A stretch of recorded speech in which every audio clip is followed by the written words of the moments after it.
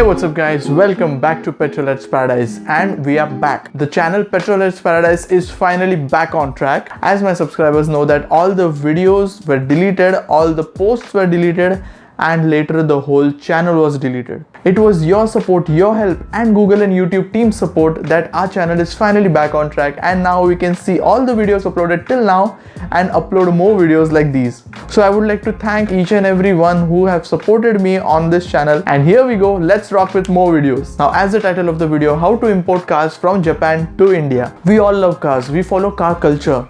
More than our passion, it's part of our daily routine. And I'm driving since 8 years. Share with me in the comments below since how long you guys are driving. Well, before starting the video, please subscribe to this channel and like this video, and do follow me on Instagram. So a ton of my subscribers have asked me a lot of questions regarding how to import Skyline, Toyota Supra or any Subaru from Japan to India. And man, I have to include this question now. I have the complete step-by-step procedure of how to import cars from Japan to India.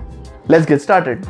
So I'll cut down the video in different parts step by step so you will get a better idea of the video. Number 1, taxation. The import duty of the car to import the car from a different country to India is straight 180%. If the car is a petrol or diesel, to electric cars it's 35% import duty. For an example, if you import a car worth a crore, it will cost you 1 crore 80 lakhs extra. So the total price of the car after importing will be 2 crores 80 lakhs. This is the reason why the CBU cars are so expensive in India. Imagine the fact the Mercedes-AMG C63S costs just around 60 to 65 lakhs in America, but it costs 1 crore 40 lakhs in India.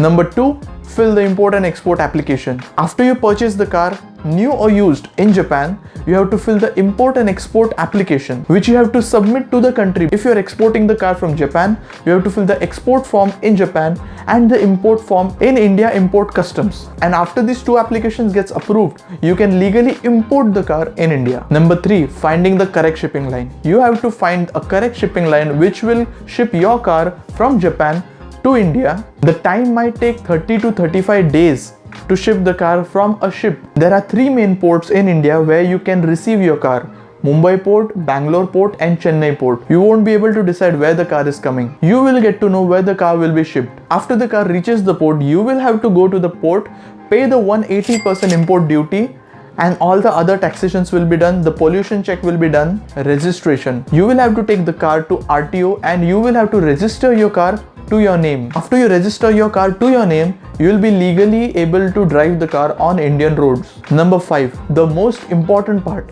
Enjoy. After all you complete all the processes, you will be able to bring your JDM car on the Indian roads and let the 2JZ make the noise. So that's it for the video. This was the step-by-step how to import a car from Japan to India. If you find this video helpful, let me know in the comments below, and do subscribe to Petrolheads Paradise and also follow Petrolheads Paradise on Instagram. So guys, if you like this video, please do hit like, feel free to comment and share with your friends, and don't forget to subscribe to Petrolheads Paradise.